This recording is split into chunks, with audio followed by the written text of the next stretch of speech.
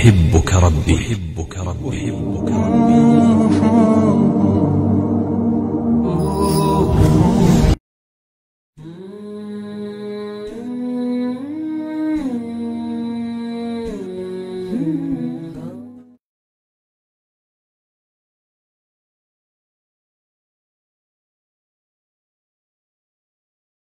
السلام عليكم ورحمة الله وبركاته نحمده ونصلي على رسوله الكريم أما بعد قال الله تعالى كتب عليكم الصيام كما كتب على الذين من قبلكم لعلكم تتقون প্রিয় দর্শক, কাছে দূরে দেশে প্রবাসে যে যেখান থেকে এই মুহূর্তে আমাদের দেখছেন আপনাদের স্বাগত জানাচ্ছি আমি ওবাইদুল্লাহ ওবাইদ।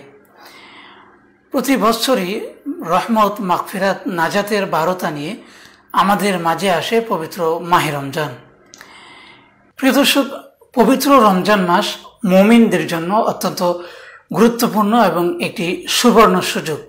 এই সুবর্ণ সুযোগকে কাজে লাগিয়ে একজন ঈমানদার মহান আল্লাহ সুবহানাহু ওয়া তাআলার অশেষ রহমতের ভাগীদার হতে পারেন।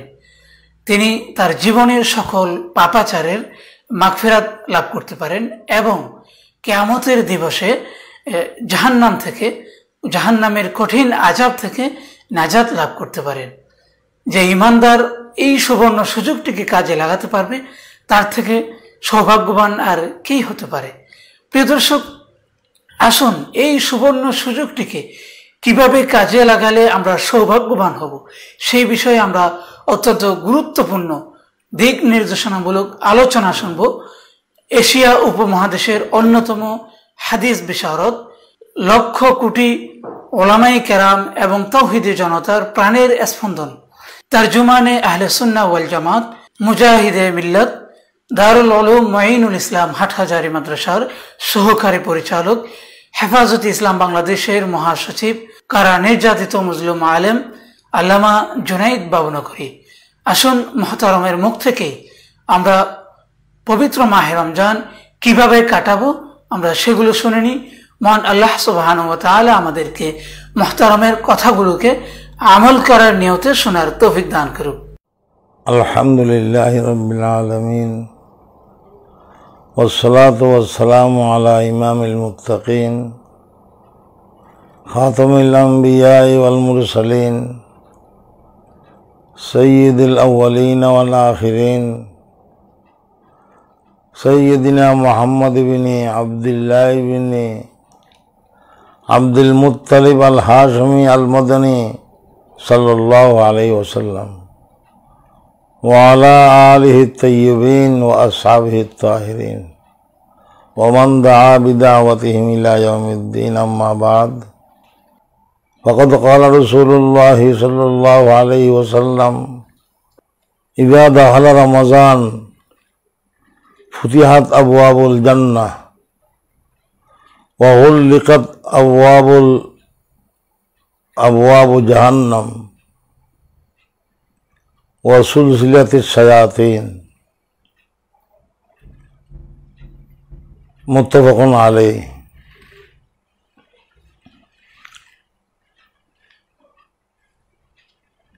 আসন্ন মাহে রমজান উপলক্ষে দুই একটি কোরআন এবং হাদিসের বাণী বর্ণনা করার উদ্দেশ্যে আমি এখানে বসেছি। আলোচনা দীর্ঘায়ু হবে না, সংক্ষিপ্ত আলোচনা হবে। আসলে মাহে রমজানুল মুবারক 12 মাসের মধ্যে সর্বশ্রেষ্ঠ মাস। বৎসরের 12 মাস সর্বশ্রেষ্ঠ মাস হল মাহে রমজানুল মুবারক। আল্লাহ পাক রব্বুল আলামিন কোরআন শরীফে ইরশাদ করেছেন, শাহরু রমাদান আল্লাযী উনজিলা ফীহিল কুরআন। মাহে রমজান সেই পবিত্র মাস যে মাসে পবিত্র আল কোরআন নাজিল করা হয়েছে।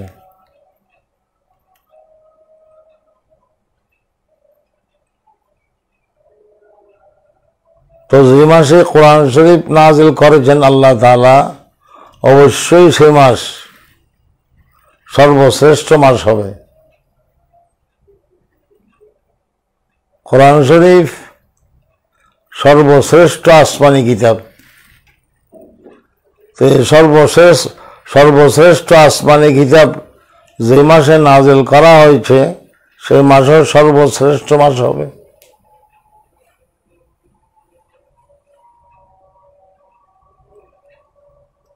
মাহে রমজানের ফজিলত মর্যাদা অনেক।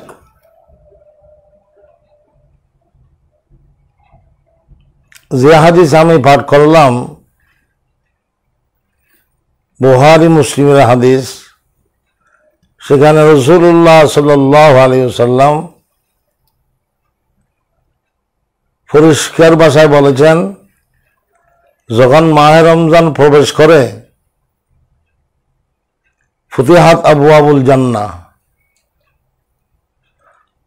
বেহেশতের দরজা খুলে দেওয়া যায়। ওয়াহুল্লিকাত আবওয়াবু জাহান্নাম, জাহান্নামের দরজাগুলো বন্ধ হয়ে যায়। ওয়াসুলসিলাতিশ শায়াতিন, এবং শয়তানকে বন্দী করা হয়। এই সমস্ত পরিবর্তন এসে যায় মাহে রমজান আসার সাথে সাথে।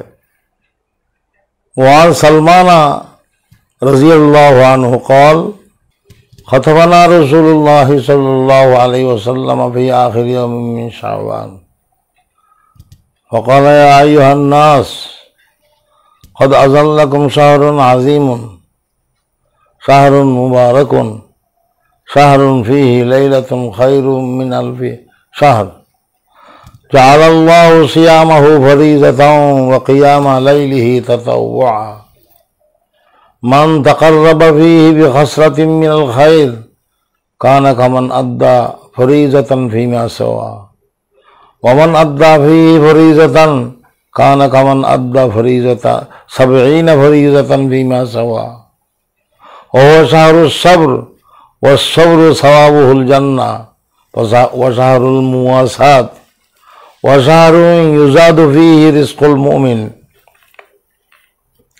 من فطر فيه صائما كان له مغفرة لذنوبه وعتق رقبته من النار وكان له مثل أجره من غير أن ينتقص من أجره شيء قلنا يا رسول الله ليس كلنا نجد ما نفطر به الصائم قال رسول الله صلى الله عليه وسلم يعطي الله هذا الثواب من فطر صائما على مزقة لبن أو تمرة أو شربة من ماء ومن أصبح صائما سقاه الله من حوضه شربة لا يظمأ حتى يدخل الجنة وهو شهر أوله رحمة وأوسطه مغفرة وآخره عتق من النار من خفف فيه عن مملوكه غفر الله له وأعتقه من النار كذا في المشكات মিশকাত শরীফ সহ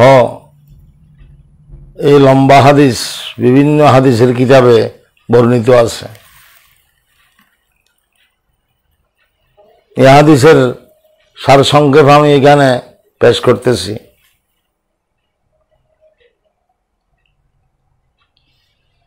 এই হাদিসে মাহে রমজানের ফজিলত এবং করণীয় সম্পর্কে বর্ণনা করা হয়েছে খুব সংক্ষিপ্ত আকারে। রাসূলুল্লাহ সাল্লাল্লাহু আলাইহি ওয়াসাল্লাম মাহে রমজানের ফজিলত, করণীয়, জিম্মেদারি, দায়িত্ব সম্পর্কে হাদিস শরীফে বর্ণনা করেছেন। এই হাদিস বর্ণিত আছে হযরত সালমান ফারসি রাদিয়াল্লাহু তাআলা আনহু থেকে। সালমান ফারসি রাদিয়াল্লাহু আনহু বলেছেন, খতাবানা রাসূলুল্লাহ সাল্লাল্লাহু আলাইহি ওয়াসাল্লাম ফি আখির ইয়াউমিন মিন শাবান। এই শাবান মাসের শেষ তারিখ আখিরি দিন রাসূলুল্লাহ সাল্লাল্লাহু আলাইহি সাল্লাম মাহে রমজানকে কেন্দ্র করিয়া একটি খুতবা দিলেন, সুন্দর খুতবা দিলেন, একটি সুন্দর হাদিস বর্ণনা করলেন। সে খুতবায় রাসূলুল্লাহ সাল্লাল্লাহু আলাইহি সাল্লাম ইরশাদ করেছেন, ইয়া আইয়ুহান নাস, হে লোক সকল, কদ আযাল্লাকুম শাহরুন আযীম, এক মহান মাস আপনাদের মাথার উপরে উপস্থিত। শাহরুন মুবারাকুন, বরকতময় মাস। শাহরুন ফিহি লাইলাতুন খায়রুম মিন আলফি শাহর, এমন একটি মাস যে মাসের ভিতরে এমন একটি রাত আছে যে রাতের ইবাদতের দাম 1000 মাস থেকেও বেশি। সে রাতের নাম হলো লাইলাতুল কদর, শবে কদর। জাআলাল্লাহু সিয়ামাহু ফরিজা, এই মাহে রমজানের রোজাকে আল্লাহ তাআলা ফরজ করে দিয়েছেন। রোজা হলো, সিয়াম সাধনা হলো মাহে রমজানের প্রধান আমল, সর্বোচ্চ আমল, সেটা ফরজ। যে কোনো বালেগ নরনারীর উপর মাহে রমজানের 29 বা 30টা রোজা ফরজ। তবে যে সমস্ত মহিলারা হাইজের রোগে আক্রান্ত হবে, মাহওয়ারি হাইজের খুন বের হবে, হাইজের রোগে আক্রান্ত হবে, তারা ওই হাইজের দিনগুলোতে রোজা রাখবে না, পরবর্তী কাজা দিতে হবে। যে কয়েকটা রোজা ছুটে যাবে ওগুলোর কাজা দিতে হবে।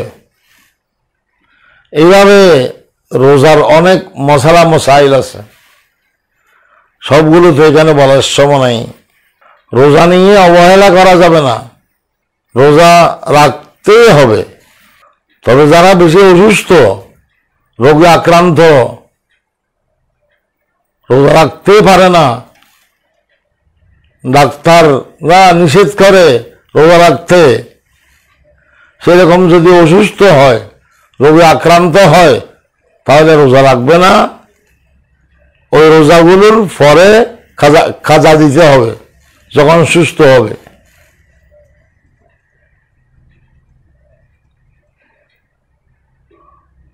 আর একেবারে যদি সুস্থ হওয়ার আশাই নেই, সুস্থ হওয়ার যদি আশাই থাকে না, তখন এই রোজার ফিদিয়ে দিতে হবে। এক রোজার ফিদিয়ে 1 ফিতরা পরিমাণ দিতে হবে। এই সমস্ত মশালা মশাইল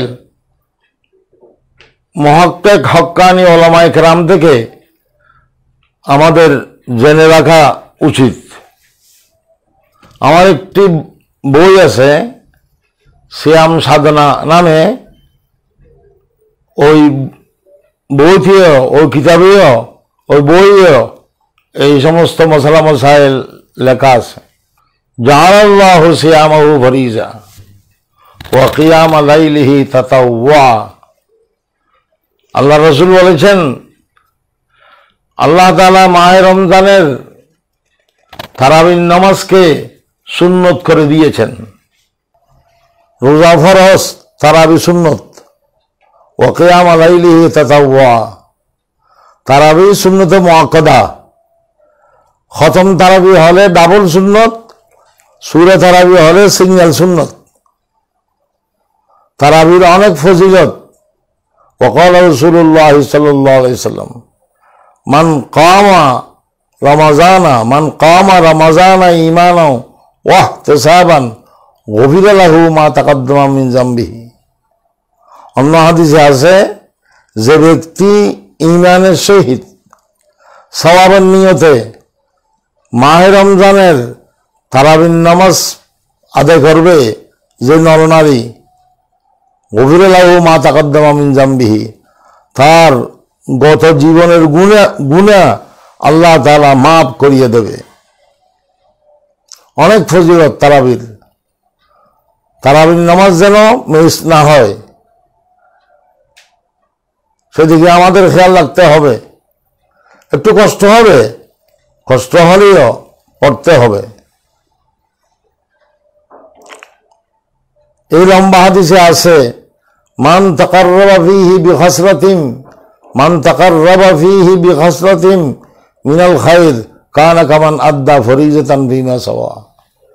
এই মাহে রমজানে যে ব্যক্তি একটি নফল কাজ করবে,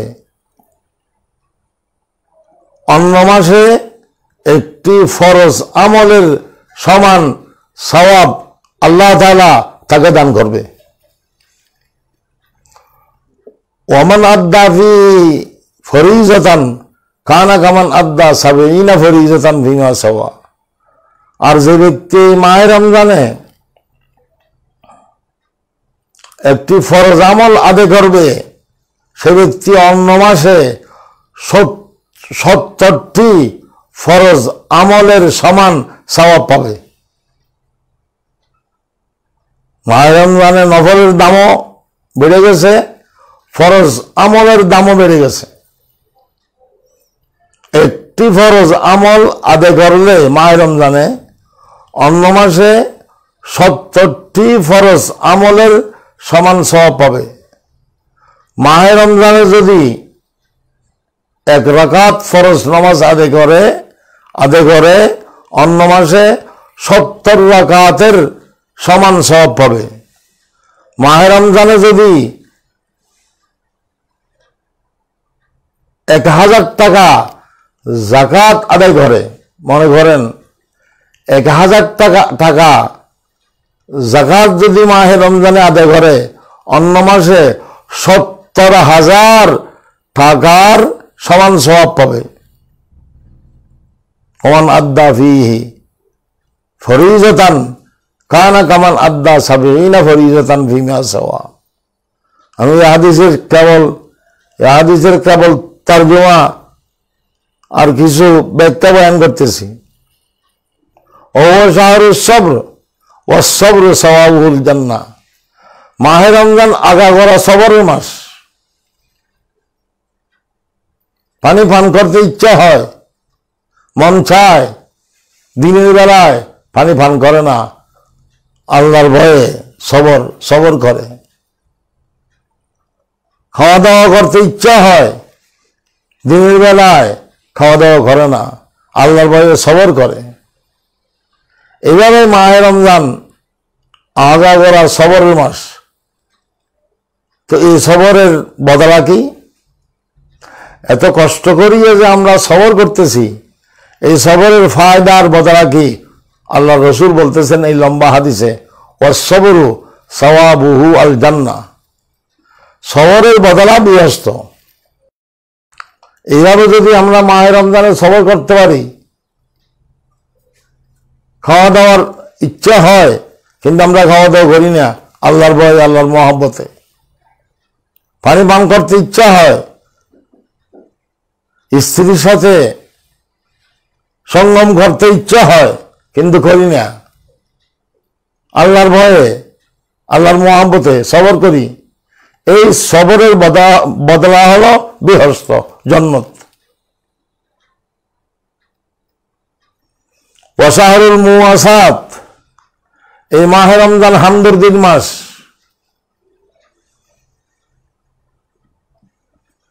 এই মাহে রমজানে আল্লাহর বান্দাদের, আল্লাহর মাখলুক এবং আল্লাহর বান্দাদের প্রতি আমাদের হামদর্দি করতে হবে। এটা হামদর্দির মাস, হামদর্দি করতে হবে। দান খায়রাত করতে হবে, দান দক্ষিণা করতে হবে। যাকাত ফিতরা তো আছেই, যাকাত ফিতরা তো আদায় করতেই হবে। যাকাত আদায় করা ফরজ, ফিতরা ওয়াজিব। যারা নেশাবের মালিক, যাদের সামর্থ্য আছে, যারা ধনী, যাকাত আদায় করা ফরজ, ফিতরা আদায় করা ওয়াজিব। এই যাকাত ফিতরা দিতে হবে গরিব মিসকিনকে,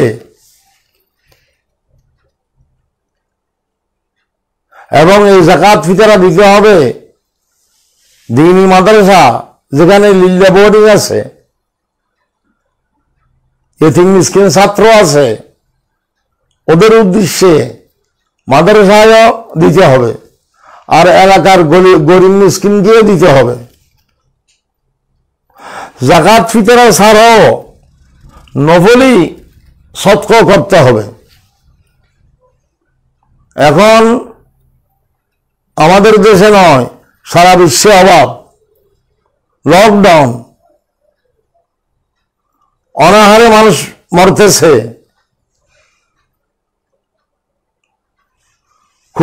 ক্ষুধার কষ্ট ভোগ করতেছে। এই ছোট ছোট ছেলে মেয়েরা কষ্ট ভোগ করতেছে, গরিব মিসকিন অনাহারে মরতেছে, বেশি অভাব, বেশি দুর্ভিক্ষা, বেশি অভাব, সীমাহীন অভাব চলতেছে। করোনায় যা মানুষ মরতেছে এর চেয়ে বেশি মানুষ মরতেছে, বেশি মানুষ কষ্ট পেতেছে অনাহারে, দুর্ভিক্ষের কারণে। এই নাজুক অবস্থায় আরো মাহে রমজান এসে গেছে। যাদের সামর্থ্য আছে, যাদের টাকা পয়সা আছে, তারা খেয়াল করা উচিত, গরিব মিসকিনের প্রতি হামদর্দি করা দরকার, ওদেরকে দান দক্ষিণা দান খয়রাত করা দরকার। যাকাত ফিতরা সহ আরো যত নফলি সদকা আছে বেশি বেশি সদকা করা দরকার, দান খয়রাত করা দরকার। হাদিস শরীফে আছে, ওয়াকাল রাসূলুল্লাহ সাল্লাল্লাহু আলাইহি ওয়াসাল্লাম ইন্নাস সাদাকা তুতফিউ গযবার রব্বে। সদকা করলে আল্লাহর গজব ঠান্ডা হয়ে যায়। এই করোনা বলেন, এই বলেন, সে বলেন, এই সমস্ত মহামারী আল্লাহর গজবের কারণে। আল্লাহর গজবের আগুনকে ঠান্ডা করতে হবে, আল্লাহর গজবের আগুনকে নিভিয়ে দিতে হবে। আল্লাহর গজবের আগুনকে ঠান্ডা করার উপায় হলো বেশি বেশি সদকা করা। হাদিস শরীফ অনুযায়ী বেশি বেশি সদকা করতে হবে। যদি আপনি 1000 টাকা নফলি সদকা করেন, ফলে অন্য মাসের ফরজের সমান সওয়াব পাবেন। আর যদি 1000 টাকা ফরজ যাকাত আদায় করেন, অন্য মাসের 70,000 টাকা সওয়াব পাবেন।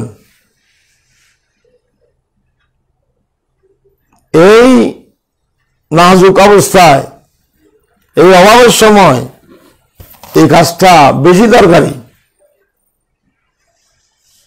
গরিব মিসকিনের প্রতি হামদর্দি করতে হবে,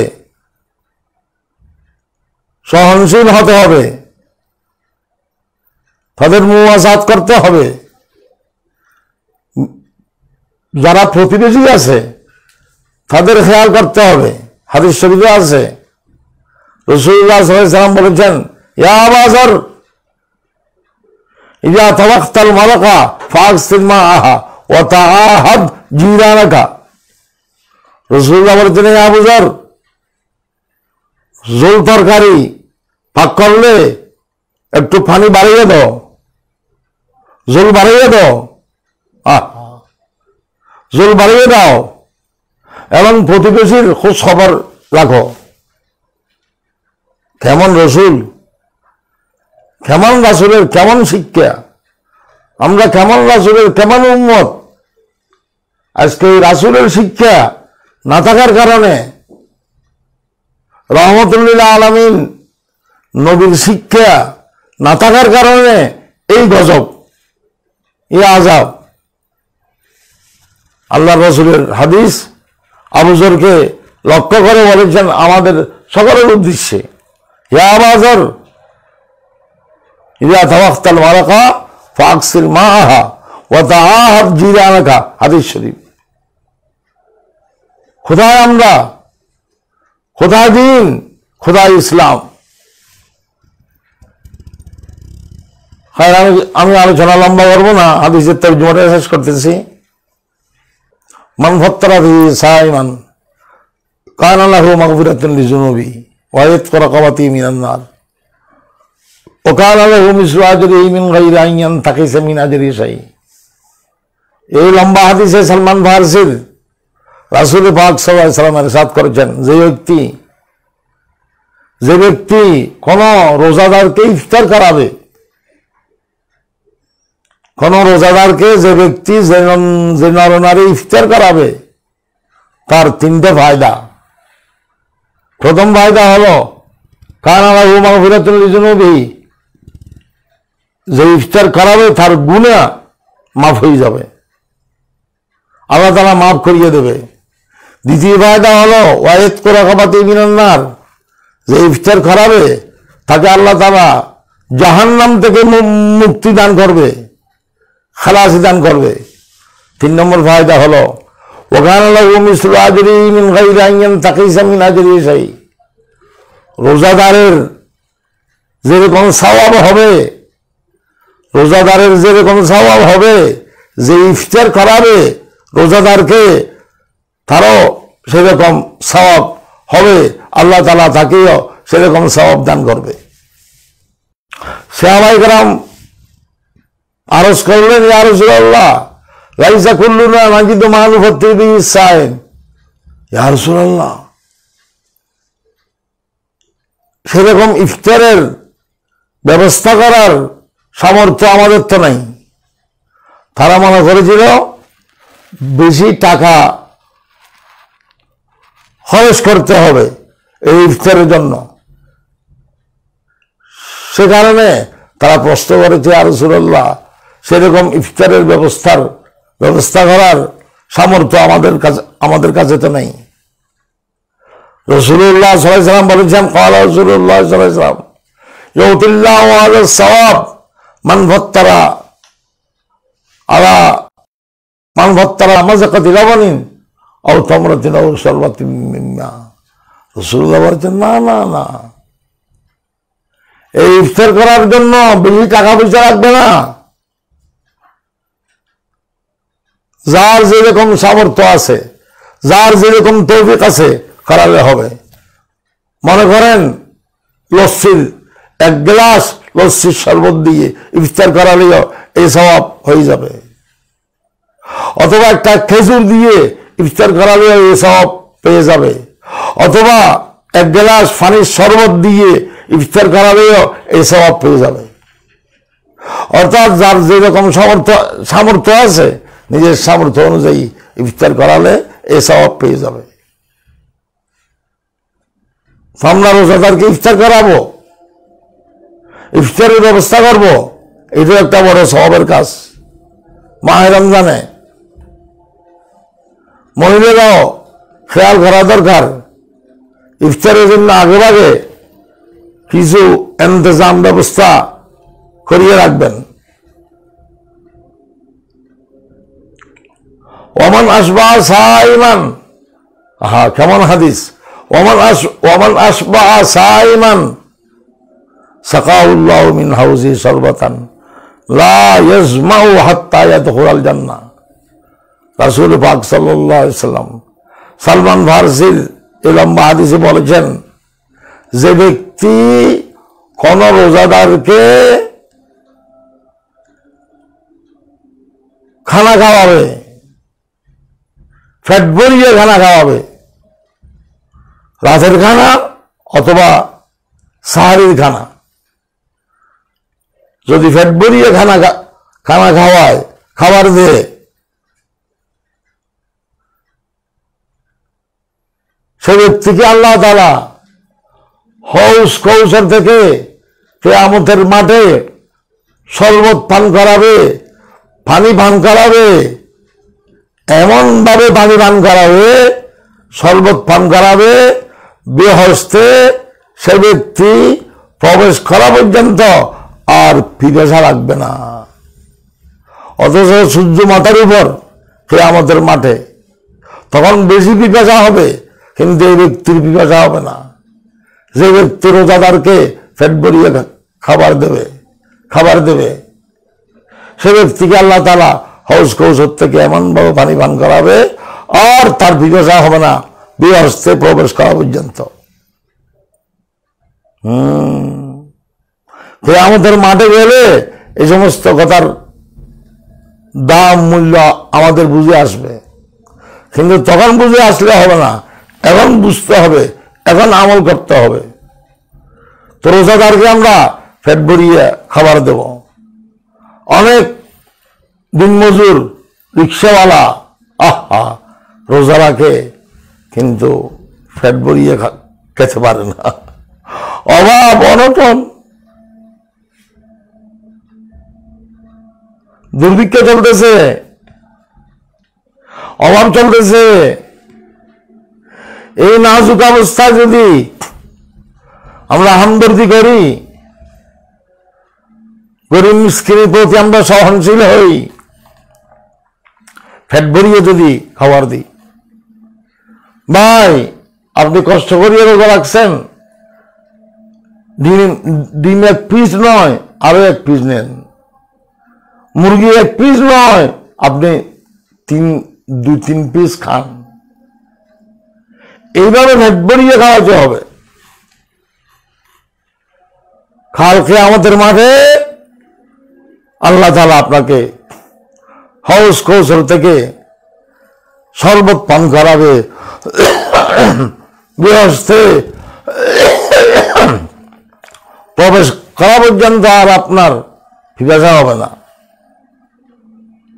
ও শাহরুন আউয়ালুহু রাহমা ওয়া আওসাতুহু মাগফিরা ওয়া আখিরুহু ইতকুম মিনান নার।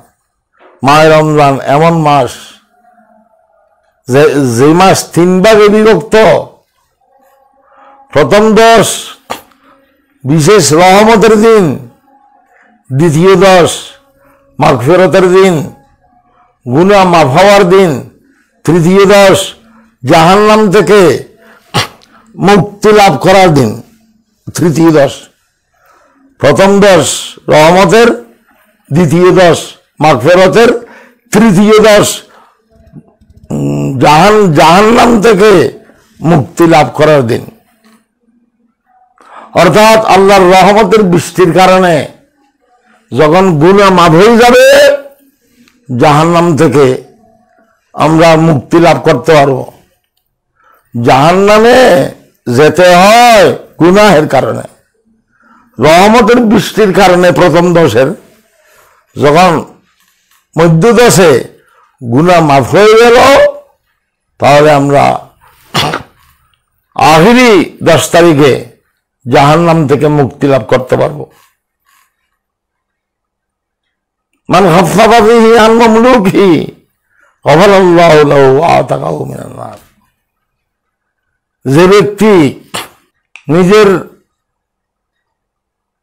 সাগরের ডিউটি হালকা করবে, যে কোম্পানি লেবারের ডিউটি হালকা করবে, যে ব্যক্তি নিজের সাগরের ডিউটি হালকা করবে, যে কোম্পানি নিজের লেবার মজদুরের ডিউটি হালকা করবে,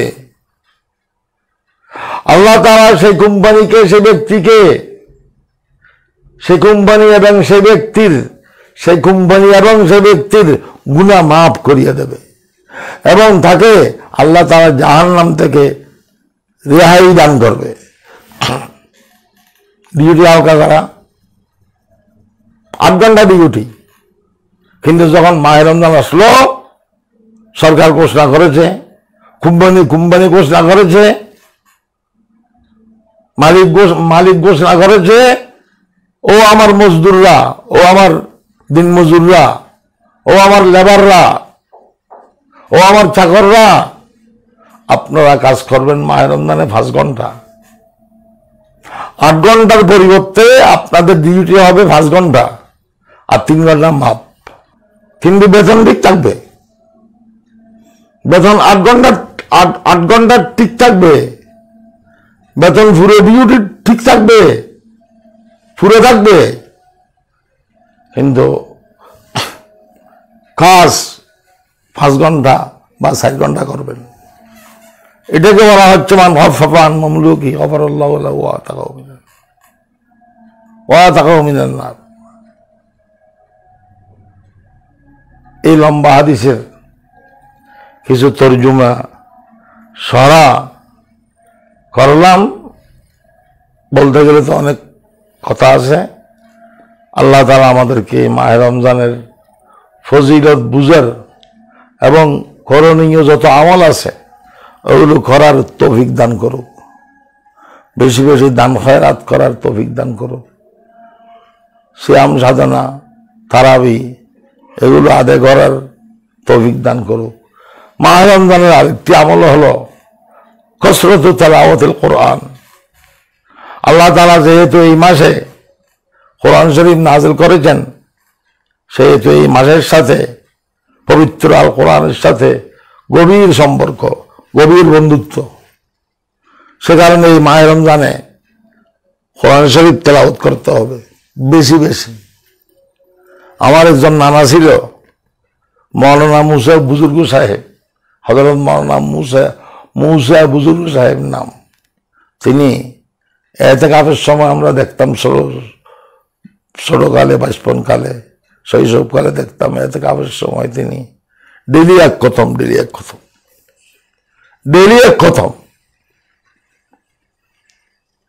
সাহাবী কানা গাইয়া শুরু করতেন, তারাবির ভোরে শেষ করতেন। ডেলি এক খতম দিতেন আমাদের সামনে। আমরা অত বেশি না হলেও নিজের সাধ্য অনুযায়ী বেশি বেশি কোরআন শরীফ তেলাওয়াত করতে হবে। 10 খতম দেব, 5 খতম করব, 3 খতম দেব, এরকম একটা নিয়ম বসাতে হবে। বেশি বেশি কোরআন শরীফ তেলাওয়াত করতে হবে। যারা হাফেজ তাদের জন্য সুবিধা আরো বেশি। এই সমস্ত আমল আমাদের করতে হবে যেগুলো বললাম। কিছু ফজিলতের আলোচনা করলাম, কিছু জরুরি আমলের আলোচনা করলাম। আর আরেকটি দিকে হলো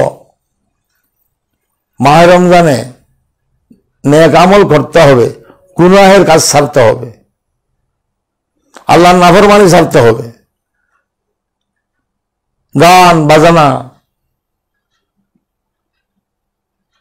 বেফরদা এসব গুনাহ ছাড়তে হবে।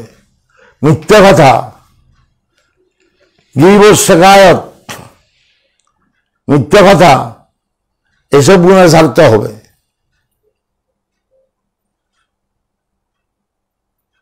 এসব গুনাহের কারণে, বিশেষভাবে মিথ্যা কথার গীবতের গুনাহের কারণে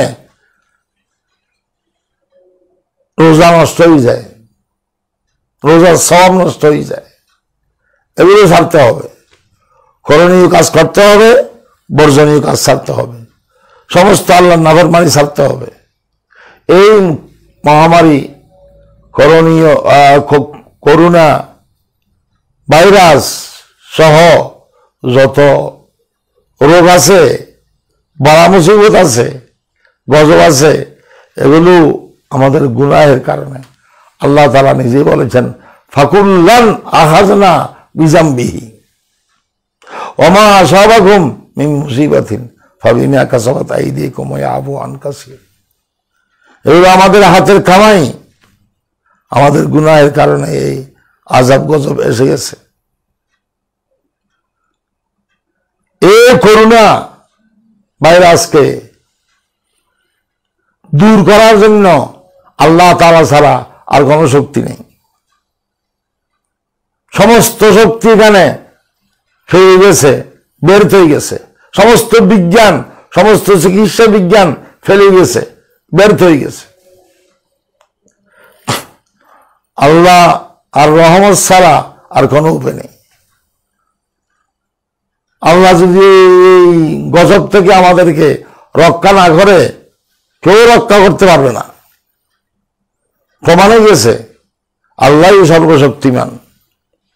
সমস্ত বিজ্ঞানীদের বিজ্ঞান ফেল, সমস্ত চিকিৎসা বিজ্ঞান ফেল, কোন চিকিৎসা বিজ্ঞান কাজ করতেছে না।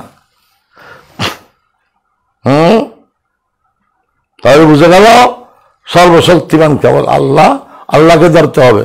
ওমান ইয়াতাসিম বিল্লাহ ফাকাদ হুদিয়া ইলা সিরাতিম মুস্তাকিম। আরেকটি আমল হলো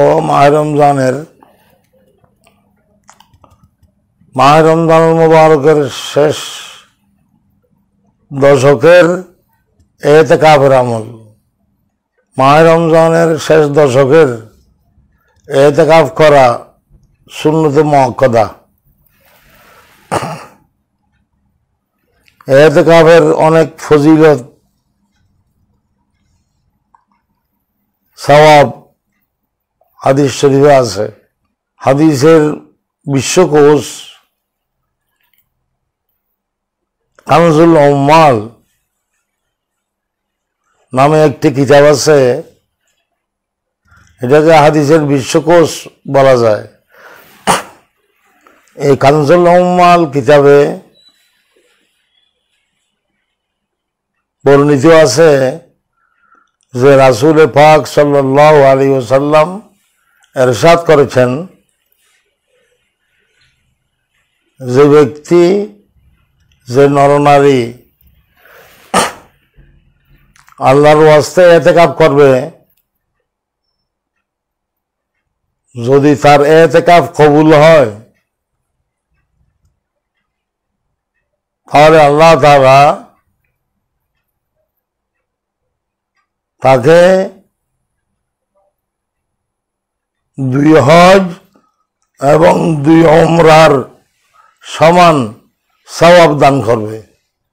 মাশাআল্লাহ। এই রমজানের শেষ দশকের ইতিকাফ 10 দিন কিংবা 9 দিনের ইতিকাফের সওয়াব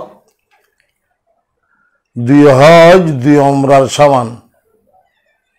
অল্প আমল কিন্তু সওয়াবের ফাহার, সওয়াব অনেক বেশি। সুতরাং আমরা শেষ দশকের ইতিকাফ ফের সেই আমলটি করার চেষ্টা করব। আবার ইতিকাফ করলে লাইলাতুল কদরের ফজিলত হাসিল করতে বেশি সুবিধা হয়, কারণ লাইলাতুল কদর অনেক উলামায়ে কেরামের রায় অনুযায়ী মাহে রমজানের 27 তারিখ হয়, তো সেটা ইতিকাফের ভিতরে হয়। তো ইতিকাফ করলে লাইলাতুল কদরের সওয়াব আর ফজিলত হাসিল করতে বেশি সুবিধা হয়। লাইলাতুল কদরের ফজিলত হলো, আল্লাহ তাআলা কোরআন শরীফে বলেছেন, লাইলাতুল কদরে খায়রুম মিন আলফি শাহর। লাইলাতুল কদর একটি রাতের ইবাদত 1000 মাস থেকেও বেশি। কি পরিমাণ বেশি সেটা আল্লাহ তাআলা বলে নাই, অনেক বেশি। এইসব আমলের দিকে আমরা খেয়াল করব। গুনাহ এবং নাফরমানের কাছ থেকে আমরা দূরে থাকবো ইনশাআল্লাহ।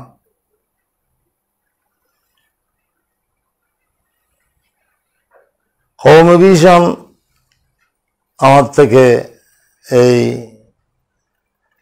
মাহে রমজান সম্পর্কে এই ইন্টারভিউ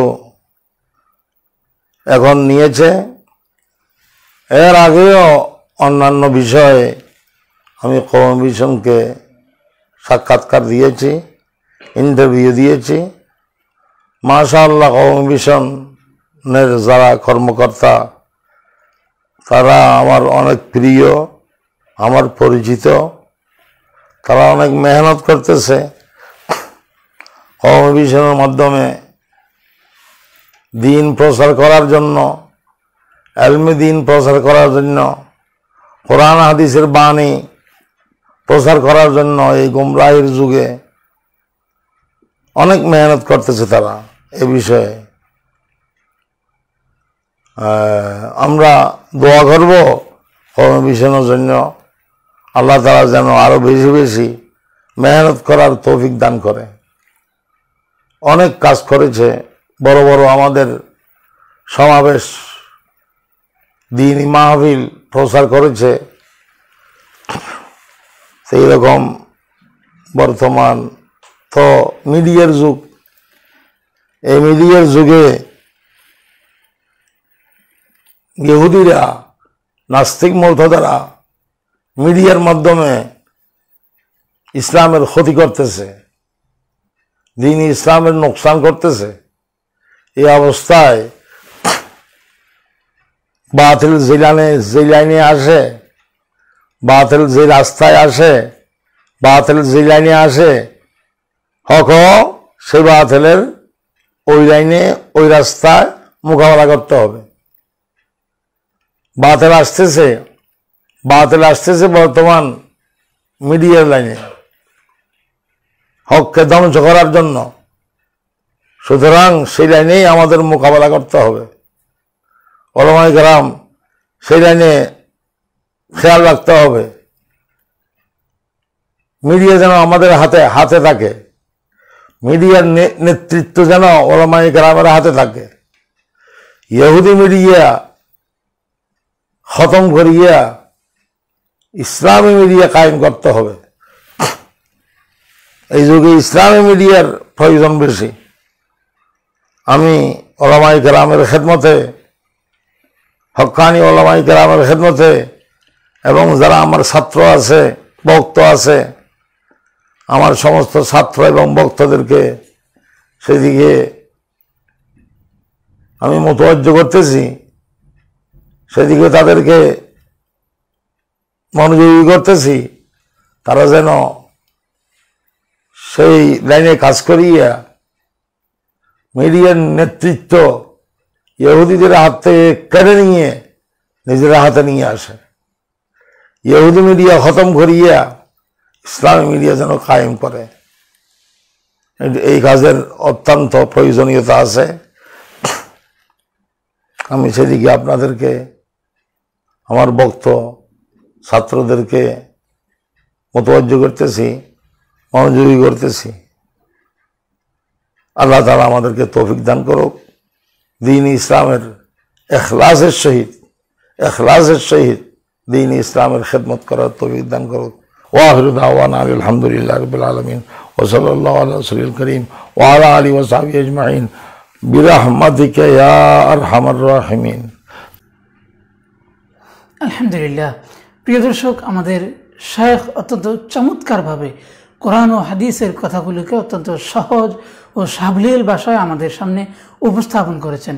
মুহতারামের এই দীর্ঘ আলোচনায় পুরো রমজানের সময়টাকে কিভাবে কাজে লাগাবো, কিভাবে বরকতময় করে তুলব, সেটির সুনির্দিষ্ট দিক নির্দেশনা মুহতারাম আমাদেরকে প্রদান করেছেন। আশা করি আমরা মুহতারামের কথাগুলো আমরা মেনে চলব, মুহতারামের দিক নির্দেশনা অনুযায়ী আমরা আমল করবো ইনশাআল্লাহ। প্রিয় দর্শক, এই পর্যায়ে আপনাদের একটি ছোট্ট ইনফরমেশন দেওয়া দরকার। সেটি হচ্ছে মুহতারাম আমাদের শেখ আল্লামা জুনায়েদ বাবুনগরী হাফিজাহুল্লাহ রমজান সিয়াম সাধনা, ইতিকাফ এবং ঈদের মাসাইল নিয়ে একটি ছোট্ট পুস্তক রচনা করেছেন। সেই পুস্তকের মাসালা বিধিবিধানগুলো কওমি ভিশনের ওয়েবসাইটে অর্থাৎ www.qawmivision.com নিয়মিত প্রকাশিত হবে ইনশাআল্লাহ। আপনারা মুহতারামের এই আলোচনাটি বারবার শুনুন এবং লাইক, কমেন্ট, শেয়ারের মাধ্যমে এটি ছড়িয়ে দিন। মুহতারামের এই গুরুত্বপূর্ণ আলোচনাটি সবার এবং রমজান হোক বরকতময় এবং পুণ্যবান। আল্লাহ সুবহানাহু ওয়া তাআলা আমাদেরকে এই রমজানের সুবর্ণ সুযোগকে কাজে লাগানোর তৌফিক দান করুক। প্রিয় দর্শক, কথা হবে আগামী কোনো পর্বে। ততক্ষণ পর্যন্ত ভালো থাকবেন, সুস্থ থাকবেন। আল্লাহ হাফেজ। আসসালামু আলাইকুম ওয়া রাহমাতুল্লাহি ওয়া বারাকাতুহু।